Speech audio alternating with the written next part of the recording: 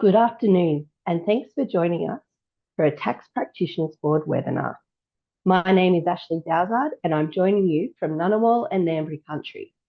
I respectfully acknowledge the traditional owners and custodians of country throughout Australia and their continuing connection to land, waters, and community. I'd like to pay my respect to them and their cultures and elders past and present. To begin, I have a few quick housekeeping messages. First, to obtain a copy of today's slides, you can visit our Webinars Resources Hub at tpb.gov.au/webinar-hub. We'll also email you a copy of the slides. Today's webinar counts towards your continuing professional education or CPE, and you can claim 1 hour for attending.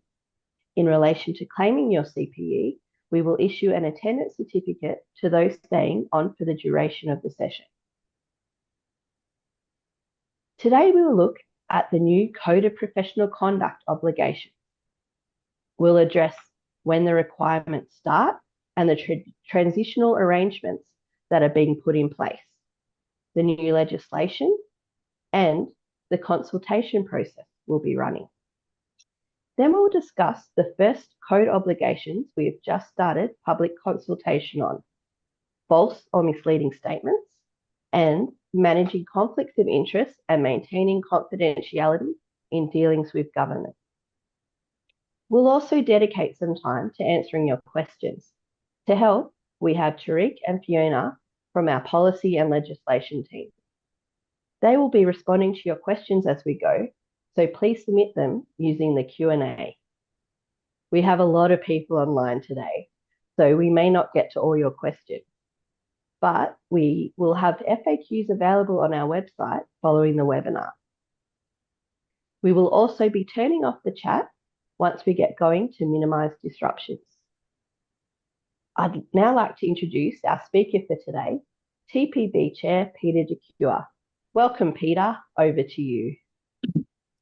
Thanks, Ashley, and good afternoon to everybody, and a warm welcome to you all. I'm acutely aware that many of you have a lot of questions about the reform package and the changes to the legislation that are coming at you at the moment. And one of the things I'd like to say is that the TPB team are working under real time pressure and working very, very hard and are really doing their best to give you practical and pragmatic guidance on how we're going to implement the new requirements. So please be patient with us. We'll talk a bit later today about the consultation processes that we're going through. I genuinely encourage constructive feedback and suggestions and examples as to how you think these new provisions should be interpreted and should be implemented. So please participate in the consultation forums when you have the opportunity. As I've said, I think we're all very much aware of the extent and pace of change. So we'll be doing our best to work with you over coming months to help you implement what needs to be done. I understand that there are some genuine concerns with how some parts of the law have been written, and we're working through those both with the professional bodies representing you as practitioners and with Treasury and the Minister's Office. So let's get started on the next slide, and we'll just start with a little bit of background as to how we got here. In March 2019, we had the James Review report, and the government announced that there would be a review into the effectiveness of the TPB and the TASA. The review recommended a few legislative changes, and one of them was the enablement of a legislative instrument power to be given to the Minister. And following public consultation, a new determination was finalised. And that's a big part of what we're going to talk about today. The ministerial power commenced on 1 January 2024, and we had our first instrument provided to us by the Minister on the 2nd of July 2024. One of the things that this does do is it helps government and the TPB respond to significant issues in tax practice, but it would also potentially be available to allow government to respond to genuine concerns of the profession if they're expressed and accepted by government. Now, I'd like to start by talking about our transitional approach. As I'm sure you're well aware, the new code determination has introduced 8 additional obligations. These obligations are genuinely consistent with the existing key principles and broader objectives of the code. Following our consultations and some of the feedback we've had from the profession, the Minister announced a transitional period to provide certainty for industry. And this is absolutely consistent with what I've been saying very publicly, that the TPB will be implementing in a practical and pragmatic fashion. And the Minister's been kind enough to give us a code determination that enshrines that in the code rather than leaving us to provide our own interpretation of it. Now, as I said, pragmatic and practical approach to implementation, and before any implementation or enforcement actions happen, there's a consultation process that we are going through.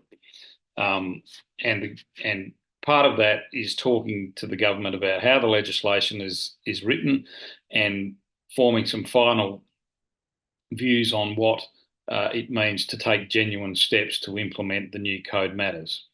So this means that our immediate focus is working with you to provide guidance, to go through a consultation process, to educate you in practice so that you're able to understand how and when these new obligations will apply to you in the circumstances of your own practices, whether they be large, medium or small practices, and really to genuinely support those of you, the vast majority of you who do the right thing day in, day out. Let's jump straight into the new code obligations. On the next slide, please. So the determination, which takes effect from 1 August and is subject to the transitional arrangements we just talked about, the first tranche of our guidance has been issued in draft form and is open to consultation now. But what we're looking at is upholding and promoting the ethical standards of the profession, dealing clearly with what it is that's about false and misleading statements, what your obligations are to report, what your obligations are to your clients. We're going to deal quickly today with the issues of conflicts of interest in dealing with government. That'll be probably more relevant to the very large practices. We're going to talk about what it means to maintain confidentiality in your dealings with government. We're going to talk about our views in relation to keeping of proper client records. We're going to talk about how we see the obligations in relation to ensuring tax agent services being provided competently when they're provided on your behalf. Now, we're talking about all of those things that I've just mentioned. I think I hadn't got to the point where I talked about quality management systems, keeping your clients informed of relevant matters about appointing you or any other tax agent, and our views in relation to upholding and promoting ethical standards for the tax profession. So let's take a look at these in a little bit more detail.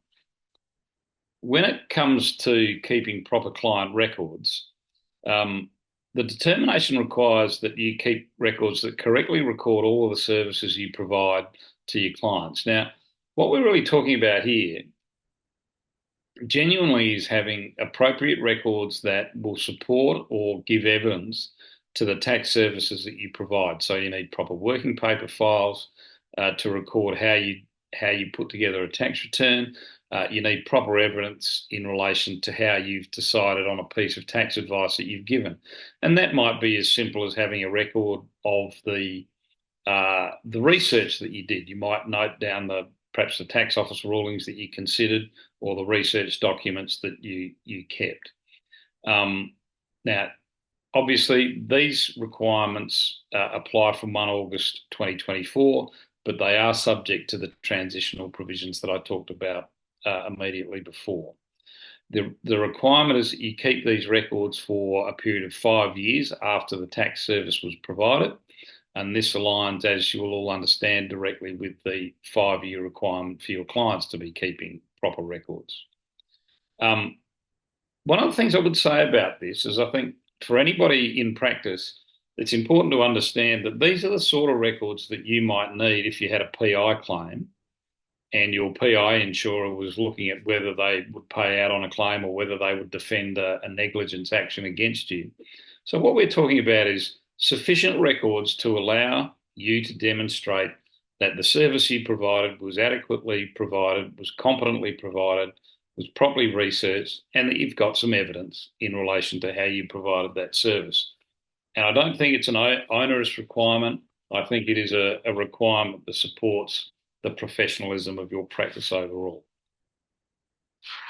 We'll jump forward. The next slide is slide 9, and we're going to talk about whether tax agent services provided on your behalf are competent. The code already requires that you provide adequate supervision and control, and that services provided are competent. What we're talking about here really is that practitioners are obliged to make sure that the people that are working in their practice have sufficient qualifications to do and experience and ongoing training to do the work that they're doing. That doesn't necessarily mean that a staff member needs to be competent in absolutely every aspect of tax. If they're working primarily on individual taxes, they should have the right qualifications, experience and training to be able to do that work under your supervision and control. It certainly means that it's important that the level of supervision and control that you or the registered agents in your practice exercise over those people is sufficient to ensure that the end product is a competent product and adequately deals with the individual circumstances and the application of the tax law appropriately in relation to those clients that you're looking after. And it should be clear that within your practice you have adequate policies, procedures and control systems to ensure that the supervision is appropriate.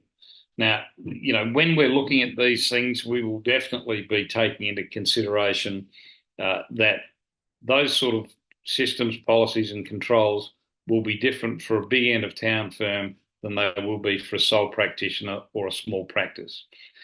They'll be different potentially for a franchise type model than they are for a medium-sized firm. So let me assure you that when we look at it, we'll look at the real circumstances of your practice. If we can jump forward to slide 10, we'll talk a little bit about quality management systems. The code now requires all practitioners to establish and maintain and document and enforce a quality management system to provide confidence that they're compliant with the TASA code. Now, again, how big and complex a system is will depend on the nature of the individual practice. It might depend on the level of day-to-day supervision and control of the practitioner. It might depend on the complexity of the tax services that are provided. So complying with this code item is going to help us and your clients have confidence that their practitioners are operating on a professional basis and that the services that they are getting are fit for purpose. We're going to provide more detailed guidance on what we expect in the coming weeks on this topic, but I do suggest there's a lot of information available through your professional associations and online about what quality management systems look like. And we're very, very much on song that these should be tailored depending on the nature of individual practices.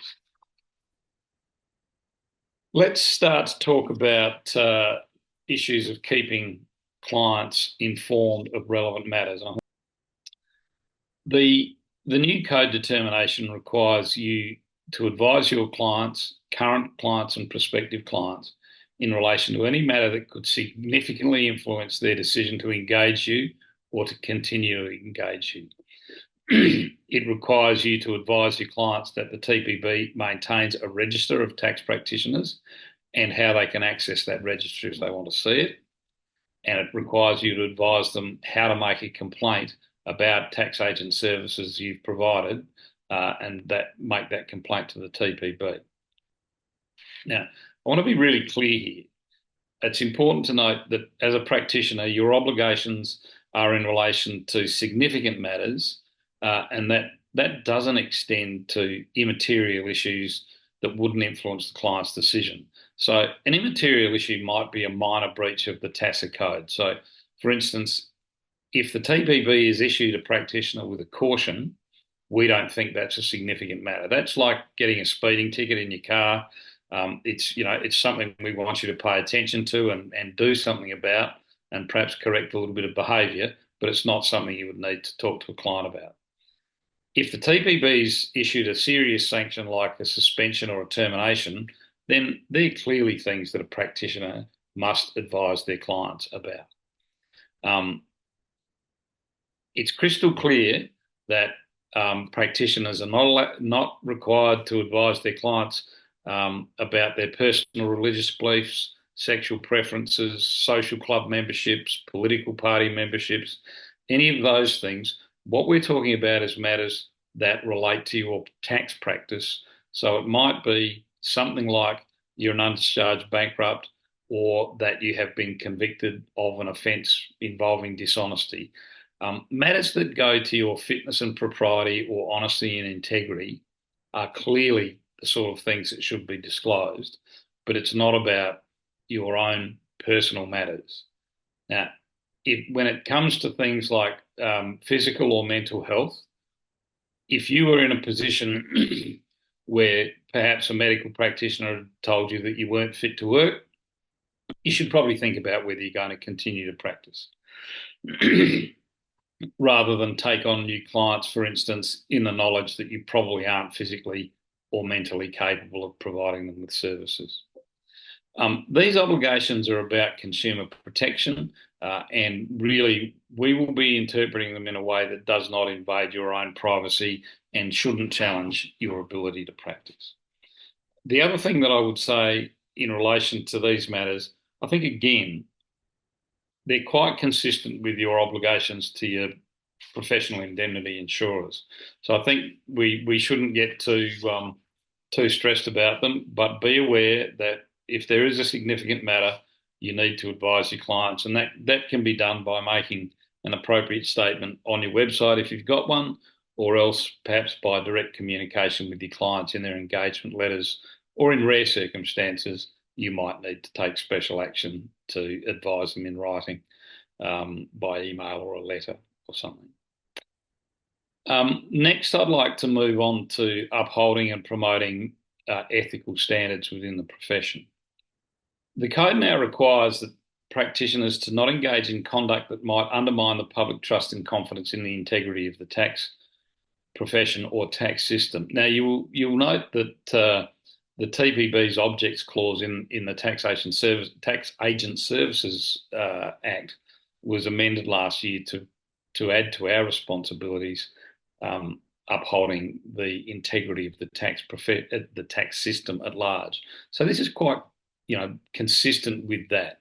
And really what we're looking to make sure that your conduct as a practitioner doesn't undermine public trust or confidence in the integrity of our profession or the tax system. The collective work of the tax profession to uphold and promote the code, public trust and confidence and integrity of the profession and system is critically important to individual users of our services. And I think it's in everybody's best interests as businesses and practitioners to know that the public have trust in the services that you provide. Now, I must say this applies to tax practitioners in any professional role that they undertake, whether it be in practice or in public life in some other way. Again, this is a matter that will depend on individual circumstances. And one of the things I would say is that it's highly unlikely that the ATO will be scanning the newspapers looking for single examples or going through LinkedIn looking for single examples of somebody who's not behaving appropriately. Where we're likely to take any action on this is where we get a referral, perhaps from the ATO, or a complaint from a professional association or a member of the public that relates to other matters that would be breaches of the code. And then we're going to look and see overall how does your behaviour impact and demonstrate your integrity as part of the system. So let's move on to slide 13, where we can start to talk about the draft guidance that we've issued. As you're all aware, we're committed to providing you with practical and usable guidance for each of the new 8 code items. Prior to finalising our guidance, we go through a consultation process.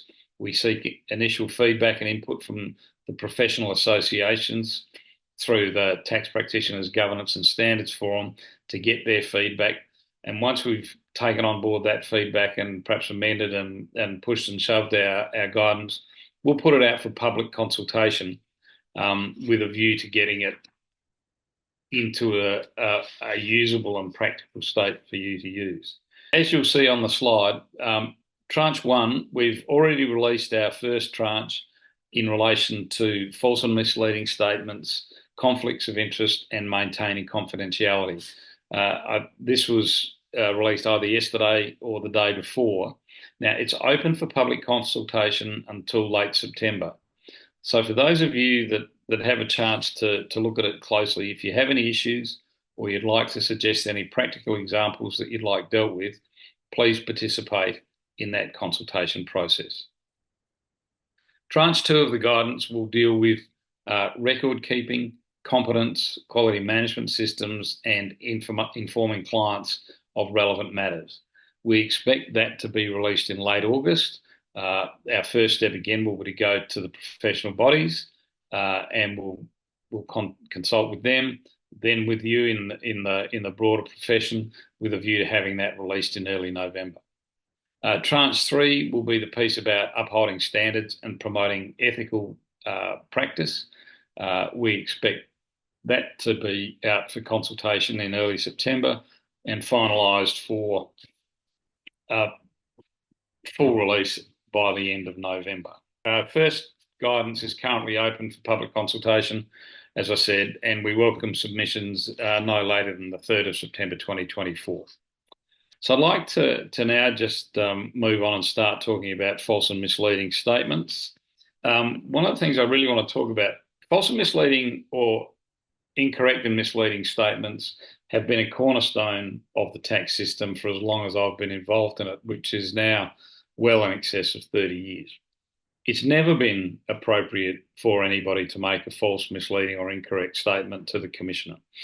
What's going on now here is that the Minister has decided to codify the fact that a practitioner must not make a false or misleading statement to the TPB or to the Commissioner, and also to make it clear what the professional responsibilities are in circumstances where you, somebody under your supervision and control, or perhaps one of your clients makes a false and misleading statement. So what I really want to talk about is what are these new rules? So first of all, the new rules make it clear that practitioners must not make a statement to the TPB or the Commissioner that is false, misleading, or materially incorrect. A practitioner must not, if a practitioner prepares a statement that they know or reasonably know is likely to be made to the Commissioner that's false or misleading, or they must not permit or direct someone else to make or prepare such a statement. If they either know or reasonably know it's false, incorrect, or misleading in a particular, or omits a matter or thing without which the statement is misleading in a material aspect. Now, I really want to highlight the importance of the practitioner's role in our system, particularly when making representations to the TPB or the Commissioner, whether it's in relation to your own affairs or your client's affairs. The simple nature of this obligation is one of truthfulness and integrity. It's consistent with Code Item 1, your obligation to behave with honesty and integrity, It's concerned with the particulars that are material in nature, and this means that a false or misleading particulars that are trivial in the circumstances wouldn't necessarily constitute a breach. Again, I'd like to emphasise, I think this is really consistent with your obligations under your professional indemnity insurance and quite consistent with your obligations to professional standards generally. Now, in the first instance, you must not make such a statement. In the second instance, in relation to statements to the TPB or the Commissioner, tax practitioners must correct any statement that they have previously given that they subsequently know to be false, misleading, or incorrect. If the tax practitioner prepared the statement themselves or permitted somebody else to make that statement, they are obliged to disclose or correct the statement. Now, one of the examples that we're going to face up to in real life is where you have a client who makes a false or misleading statement. If you're aware that that's a false or misleading statement, you must tell your client that, in your view, it's a false and misleading statement. Now, they may insist that they want to proceed with it. You are now obliged to notify either the TPB or the Commissioner that that statement has been made and that, in your view, it's false or misleading. One of the things I really want to talk about in practice, in reality, do you really want to be engaged by and representing a person who's determined to make a false and misleading statement in their tax returns or tax statements to the Commissioner or the TPB? So let's just have a think about, is that how you want to run your life and your practice, to be engaged by those sort of people? If they won't comply with the law and they're prepared to make false, misleading, or deliberately incorrect statements, is that the sort of business you want to be in? So I encourage you to think about whether you want to continue to represent those sort of clients.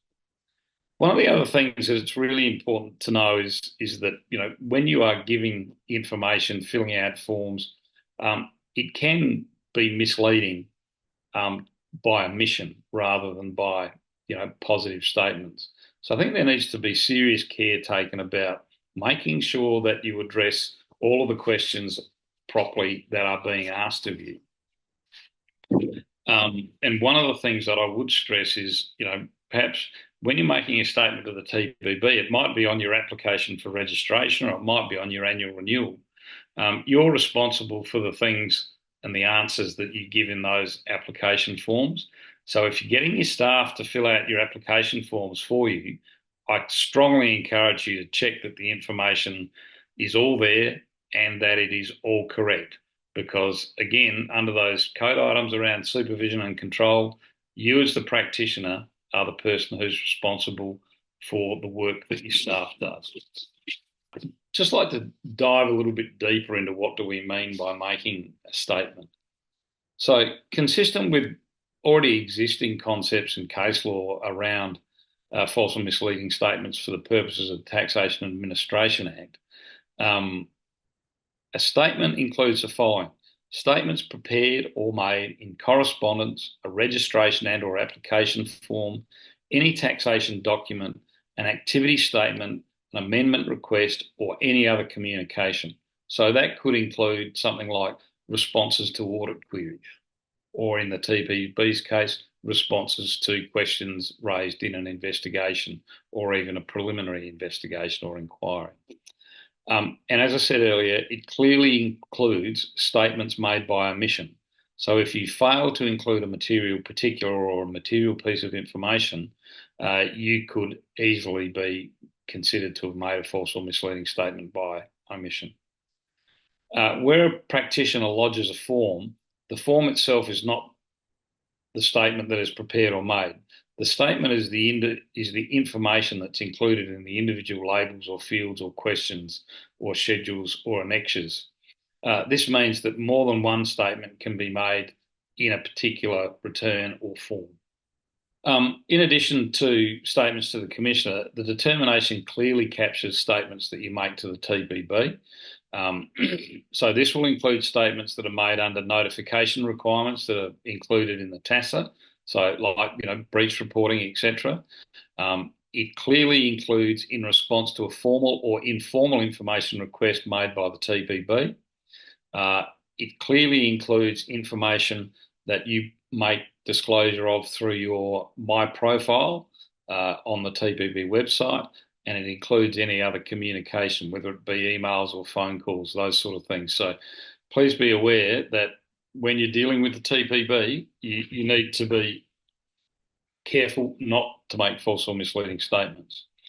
And as I've said earlier, if your staff are completing registration forms and things like that for you, it is really, really important that you understand you're responsible for their work, and you need to be comfortable that what you're signing off on is true and correct. Let's just talk quickly about what it means to know or reasonably know. And the concept here is about whether you should know or should reasonably know that a statement is false or misleading. And probably, for those of you that are familiar with Hogan's Heroes, you might look quickly at the Sergeant Schultz test. He was famous for saying, "I see nothing, I know nothing." But the phrase "know" or "ought to know" really has two elements. Firstly, if you do know something, then you've got an obligation to deal with those facts that you know. The second phrase, "ought reasonably to know," extends to that set of circumstances where it's reasonable to assume that a matter would have come into your knowledge if you had been, either made reasonable inquiries or had been, I guess, awake at the wheel. And that could easily come down to not asking sufficient questions of a client when providing them advice or doing their tax returns. You are obligated under the code to take reasonable care to understand the individual circumstances of all of your clients in relation to their tax affairs. If you're not doing enough to seek out information about those circumstances and affairs, that could be regarded as something you should or ought reasonably to have known. So what we're suggesting is just make sure that you're inquisitive about the things that you need to know or should know in the course of your practice. You must take all reasonable steps to correct the statement that you made or yourself, or that you've permitted or directed somebody else to have made. So where a statement was made by the agent, the registered tax practitioner, you must correct the statement to whomever you made, whether it's the TPB or the ATO. Where the registered agent has permitted somebody else or directed somebody else to make that statement, again, you must advise the maker of the statement that the statement should be corrected, and you should take whatever action is required to correct that statement by notifying either the TPB or the ATO. I do want to correct a couple of misunderstandings. The new obligation addresses the issue that making false and misleading statements creates a legal obligation on the taxpayer to inform the ATO and or the TPB where a client does not correct a false or misleading statement. This obligation is a clear obligation under statute law, and as such, you will not be breaching Code Item 6 around confidentiality by correcting a false or misleading statement that one of your clients has made or that your client has asked you not to correct. Putting aside that there is a range of existing circumstances where disclosure of information to regulatory agencies takes priority over tax practitioners' obligations to maintain client confidentiality, these circumstances are generally the exception, but they do reflect situations where practitioners' duties to maintain public trust in the tax system and profession is more critical than their duty to their clients. Again, I do want to emphasise, do I really want to work with a client who, after being told they've made a false or misleading statement, still wants to go ahead with that? I think it places the whole of your business, the whole of your tax practice at risk by doing so. So I suggest we need to get some balance in relation to these conflicting duties, and this is the best way to protect your practice. If a false or misleading statement is incorrect, was made by a client, tax practitioners will firstly need to advise their clients to correct the statement. And it's only where the client doesn't correct or refuses to act to correct the statement that you need to advise the ATO or the TPB. So let's have a look at a couple of quick examples. In our first example, Lottie is a tax practitioner, registered practitioner. She makes a false statement to the TPB in a material matter. Lottie is the sole director of a registered bass agent company, OSH Proprietary Limited, and one of her employees, Sky, is the only registered bass agent individual who makes up the sufficient number requirement. Sky's told Lottie that she is resigning from her employment at OSH to start her own registered bass agent business. After receiving that notification from Sky, she will no longer be employed by OSH. The TPB contacts Lottie to clarify whether there are any other individual agents or tax or bass agents engaged by OSH for the purpose of meeting the sufficient number requirements for OSH to maintain its bass agent registration. Sky is obviously worried that OSH doesn't have Sky's services anymore, so is worried that it will lose its registration. And noting that she intends to get her own bass agent registration with the coming months, Lottie falsely provides the name and registration number of another registered bass agent individual as being engaged by OSH to meet the sufficient number requirement. Provision of this false statement on behalf of OSH is material as it relates to OSH's eligibility as a registered bass agent.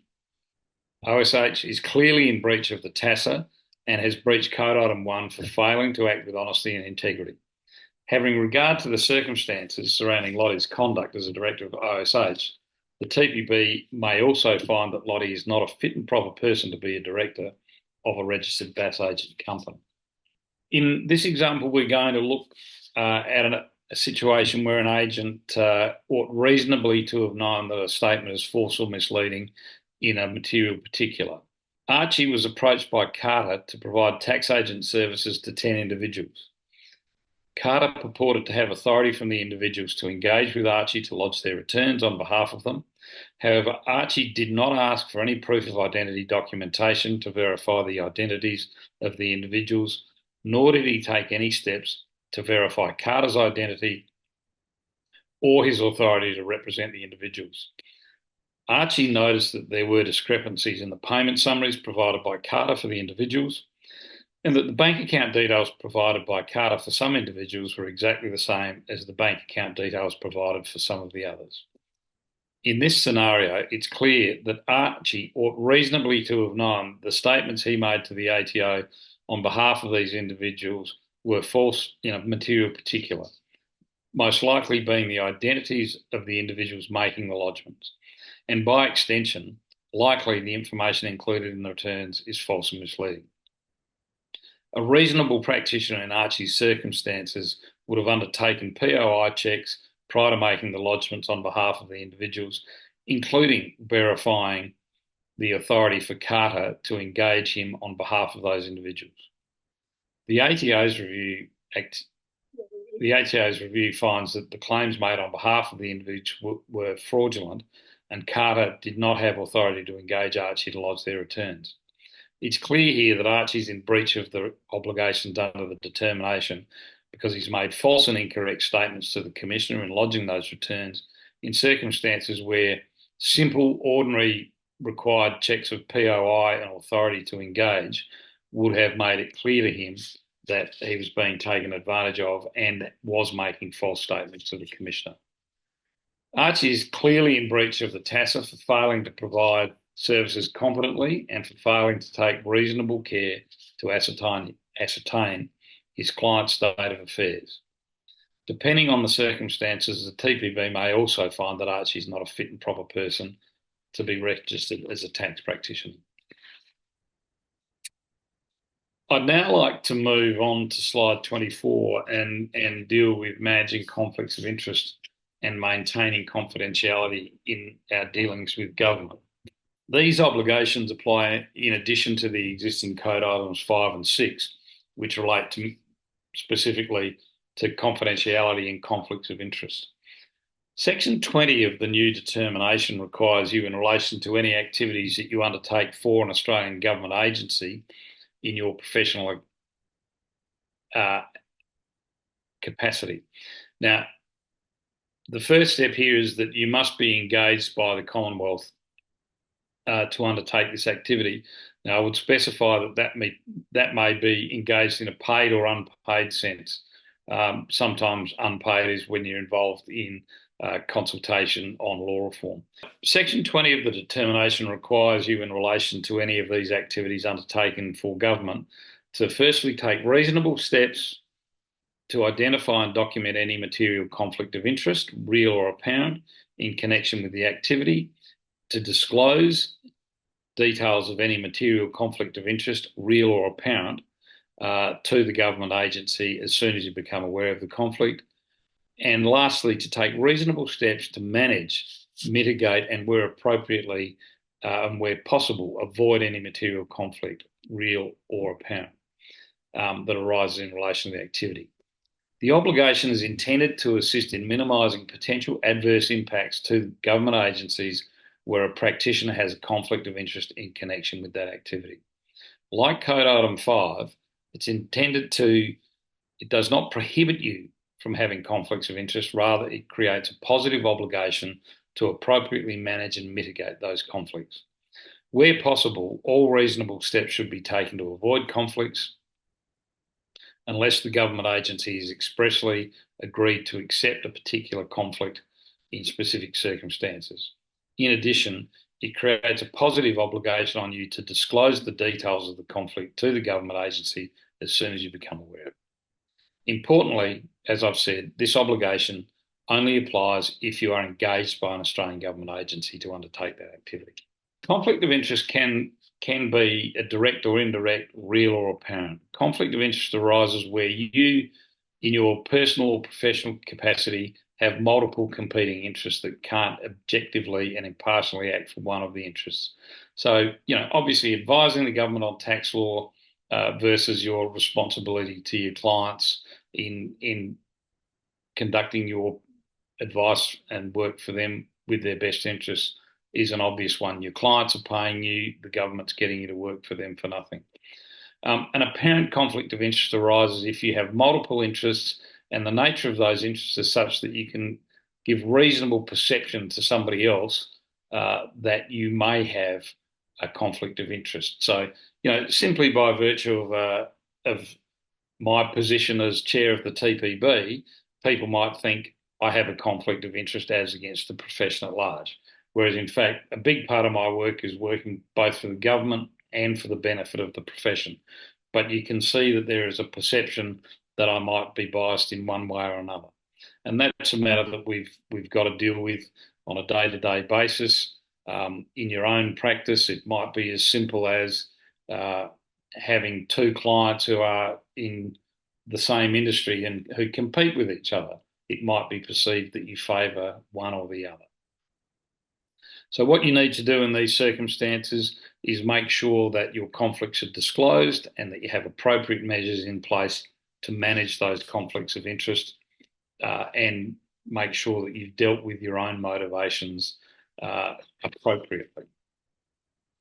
Let's just have a lead forward to the next slide and we'll just talk about the materiality. I want to just talk about the test of whether a conflict of interest is material. And really, this depends on the facts and circumstances of each case. And it just requires a reasonable person to use their judgment. One example that we have dealt with a couple of times at the TPB is situations where agents represent families. They look after the tax affairs of a whole family. Sometimes in marital breakups, there's a clear conflict of interest between the parties to a marriage as to who the agent is representing. The question here is, do the fees and the responsibilities to individual parties, are they great enough to have an influence on the agent's behaviour? You need to look seriously at your own circumstances and the information available to you to determine whether there is a material risk of that conflict impacting you. Now, when you're engaged by a government agency to consult on a proposal, it could be the sense that the information that you gather could be of serious potential financial benefit to your practice, and we all know that that's can lead you into a serious position of conflict. So what we're really talking about in materiality is the extent to which a conflict might give you an opportunity to benefit materially or in a significant financial way from your engagement with the government entity. And it's clearly a responsibility now under this code item to make sure that all of those conflicts are appropriately disclosed and adequately managed and mitigated to ensure that your conflicts do not give rise to a problem. Let's move on to the next slide and just start talking a little bit about identifying conflict of interest. In the first instance, you have an obligation to keep adequate records of any conflict of interest that might be identified. So, it's as simple as having a file note, really, that you've identified that you're acting for the government on this and you have clients who may be interested in that particular topic on the other hand. So firstly, you've got it. You should also keep a record of your disclosure of that conflict to the Commonwealth to make sure that you're protecting yourself that way. We don't, at this stage, provide specific guidance on the steps that you should take to document how material a matter is. But what we really do encourage you to do is keep sufficient details to show that you've given proper consideration to the issue. And that might be, a list, just a note of the fees that you might generate from the clients that might have an interest in this, the facts that you have disclosed it, and you should probably disclose it to your clients as well that you're doing this work and therefore have to be careful not to share that information with them. In terms of the action you must take to disclose a conflict of interest, if you identify that you are in a position of conflict, it's important that you take immediate action to notify the Commonwealth agency in writing, and I would suggest that you do it through your normal mode of communication, whether that be by email or by letter, but make sure you've got a record of it. So an email or a letter is the best way to advise them of the conflict and of the steps you are taking to mitigate or manage that conflict. And you should, in that notice, you should include circumstances where any of your employees, associates or subcontractors may have that conflict of interest as well. And as I've said, material conflicts of interest should be disclosed as soon as possible. Let's just have a look at a set of circumstances where a conflict of interest does exist. Anne is a registered tax agent and a tax partner at a large accounting firm. She's been asked to participate in confidential consultation led by the Australian Government agency in relation to the proposed draft legislation concerning new tax integrity measures in relation to the tax consolidation rules. If these rules are implemented, they're going to apply to large clients, including the large corporate clients that Anne works with. Upon receiving the confidential consultation papers, Anne identifies that if the new integrity measures took effect, they would have a direct adverse impact on some of her clients. Anne has identified her duty to her clients could be perceived as a material conflict of interest, noting that in the circumstances, there is a significant opportunity for her to financially benefit from her knowledge of the proposed changes and integrity measures by offering advice to clients who would be impacted before the rules come into place. And that advice would be about how they might restructure their affairs before the government agency has published the legislation. She chooses not to document this conflict of interest nor disclose it to the government agency. She also takes no steps to manage, mitigate or avoid the conflict of interest despite the existence of reasonable steps she could have easily taken. In this situation, it's clear that Anne has breached her duty under the determination. She's identified a major conflict of interest with activities she is undertaking in her professional practice. She's failed to document, she's failed to disclose, and in addition, it cannot reasonably be concluded that the government agency has expressly provided to Anne a permission to continue to participate in the way that she is. So Anne is clearly in breach of the TASA for failing to document and disclose the conflict of interest to the government agency. Further, if Anne uses the information in the confidential consultation to financially benefit from her knowledge of the proposed measures, the TPB is likely to find that she has acted without honesty and integrity and may no longer be a fit and proper person to be a registered practitioner. I'd like to move forward now to talk about obligations under Section 25 of the Code, which looks at maintaining confidentiality in dealings with government agencies. There are two specific obligations to consider, subject to some exceptions.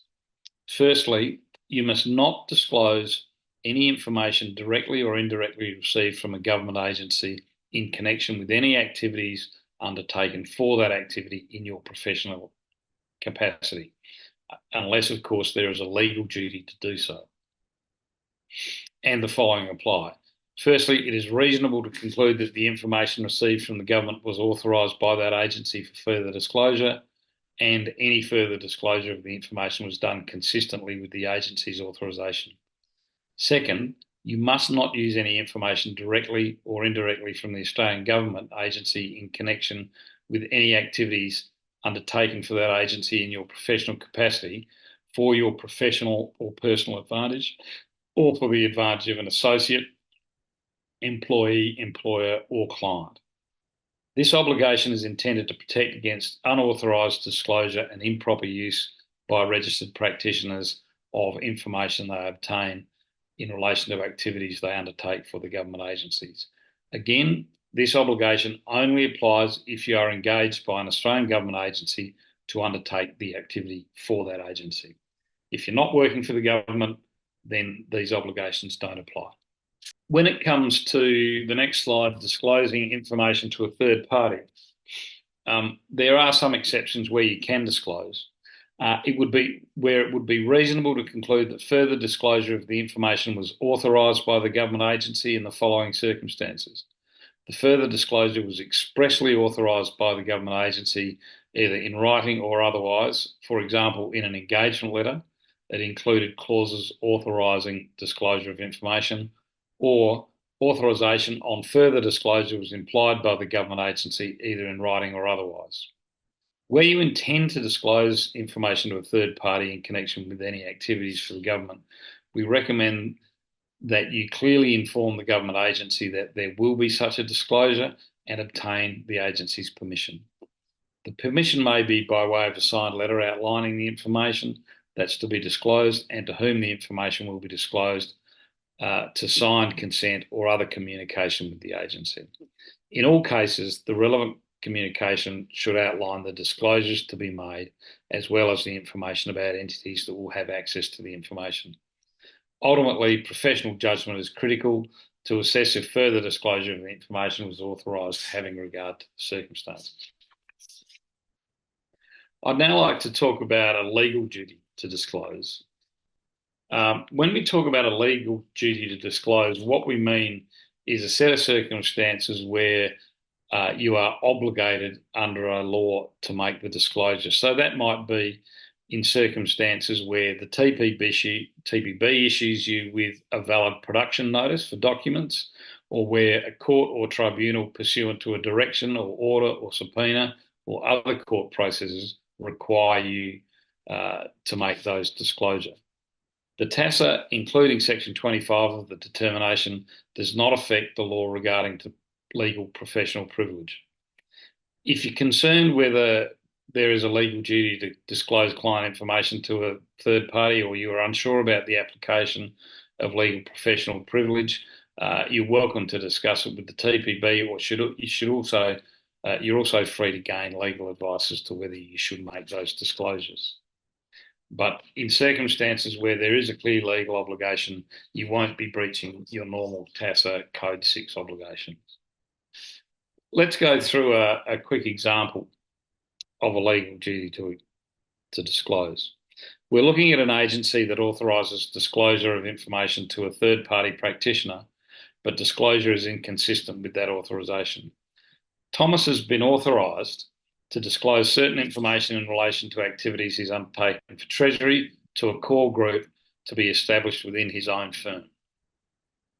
The authorisation provided to Thomas clearly states how the information is to be communicated to this core group, what information can be disseminated, what information is required to remain strictly confidential and not available for further dissemination to that group, and for what purposes the information is to be used. Importantly, the authorisation clearly stipulates that any information shared with the core group is to be provided only by email, and that there should be a CC of that on forwarding to Treasury so that they can keep track of where the information has gone.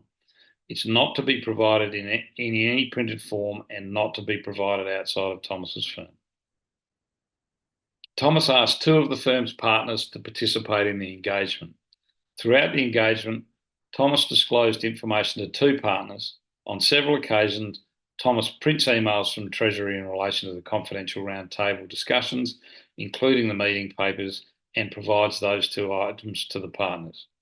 In this situation, Thomas has clearly breached the determination by making disclosure of confidential information in a manner that was not consistent with the authorisation he had from Treasury.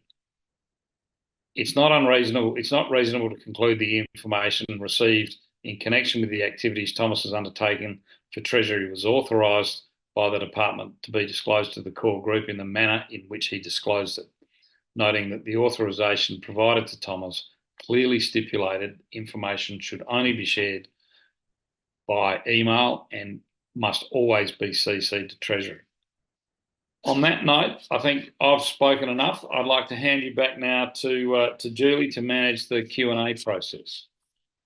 Thanks so much, Peter. We have been kept busy with the Q&A, and thank you for all that great information. I'd also like to invite Tariq, our Policy and Legislation Director, to join us for the questions. I do realise that we're sort of on 1 o'clock, but I would like to address some of them if people can stay online. So the first question I've got, Peter, here is from Beatrice, and she's asking what are the timeframes of correcting any incorrect statements, and what if the amendment period has passed? Are there any circumstances there for tax practitioners? Yeah, Julie, we're working through that, but really what we want people to do is, as soon as that they're aware of a false or misleading statement, for instance, to make that notification ASAP. Now, I think our current example is that we'd like people to do it within 5 days. We realise that that's a pretty tight time frame, and we're just working through that process at the moment. But I think, it's in everybody's best interest. If you know there's something you need to disclose, do it as quickly as humanly possible. And in any event, I would suggest no less than 28, no more than 28 days ever would be considered reasonable. Great, thank you so much for that. The next question I've got is from Joe, and Joe's asking, once all the reasonable steps are taken to correct the statement, do you still have to report the breach even though it's been rectified? In terms of breach reporting, rectification is a good step. We always like, if there's been a breach of the code, we always like to see that the practitioner has rectified. But please go ahead and report the breach anyway. Gives everybody the chance to say, well, okay, you've done the right thing. If we have to look at it, we can say, well, yeah, you've done the wrong thing there, you've rectified it and reported. You're probably at a point where there's nothing to see here, okay? But if you correct a false and misleading statement to the ATO, but you don't report to us, then you leave yourself exposed. So it doesn't take much extra to make that report, okay? Great, thank you. Tariq, did you have anything further you want to add to that or move on? Nothing further, Julie. Yeah, thank you. I might just ask the next question though, Tariq, of you. This one's from John, and the question's around the transitional rules and the subject of 100 employees or, the 100 employees. Does that include admin or reception staff, or does that just include tax practitioners themselves? So just in terms of that transitional rule, we're still waiting on government to finalise that requirement. So we've got the information that was published by the minister. It does, I believe, say 100 employees. but there'll be further clarification around that in the coming days. Great, thank you. The next question I've got here is from an anonymous person, but they're just curious around the qualifications for tax practitioners and are wondering if anything is going to be done to increase the quality of entrance into the tax profession. Julie, there's government's released a consultation paper about the registration requirements for tax practitioners. I think it was either last week or the week before, and that paper is open for consultation as we speak. So I'd encourage the questioner to have a look at that paper. If they have any views, they're welcome to submit them into that consultation process. Great, thank you. We'll provide some links to that information as well so people know where to find that. Tariq, I've got a question here about POI or proof of identity. Someone's asking, are we required to do POI on all existing clients? And if so, from what date are they supposed to do that from? So yes, there is POI requirements that apply to clients, existing clients and new clients. We do have a practice note on our website, and that sets out all the particular details there. So I encourage the person to jump on our website and have a look at that short practice note, which should be able to answer all the questions. Okay, great. Thank you. Okay, I might just ask one last question because we have run out of time. And this one is from Nicole, and she's asking that if we disengage a client because they want to make false statements, do we still need to dob them in? Julie, if the statement has already been made, it needs to be corrected. If you choose not to work with a client before the statement's been made either to the Commissioner or the TPB, there isn't an event that requires to be reported at that time. Great. Thank you so much, Peter. Okay, I'll just finish up with giving some information on staying in touch. But just before I do that, I just want to acknowledge that there were a lot of questions today that did go unanswered in the chat. And we do apologise, there was just too many for us to get to, but we'll address those questions. We'll put together some FAQs and we'll make those available on our website very soon so that you'll still be able to get your questions answered. So yeah, just to finish up, to stay in touch with us, there's more information on our website, as we've said today, at tpb.gov.au. You can also follow us on social media. We're on LinkedIn, Facebook, and Twitter. We also have our monthly e-news that goes out to our subscribers. So if you're not subscribed, highly encourage you to do so. And you can do that again by going to tpb.gov.au/newsroom. And we also have our YouTube channel, and we put all of our webinar recordings on there. So you can jump on there and view those. And again, you can claim your CPE for viewing the recordings. So that's really good as well. And I just wanted to say a big thank you to Peter and Tariq for sharing the insights today. And also thank you to Fiona for helping with the questions. That was really helpful getting through a lot of those today. And just before we do finish up, one last housekeeping, and that is that we have our exit survey, and we would really appreciate it if you could complete that. Very quick, only takes a moment of your time, but it's a really great way to let us know if there's things that we can improve on and also any topics that might be of interest to you. So the survey just pops up in your browser when you leave the webinar today. So once again, I just want to say thanks so much for joining, and we do hope that we'll connect with you again soon. Thanks, everyone.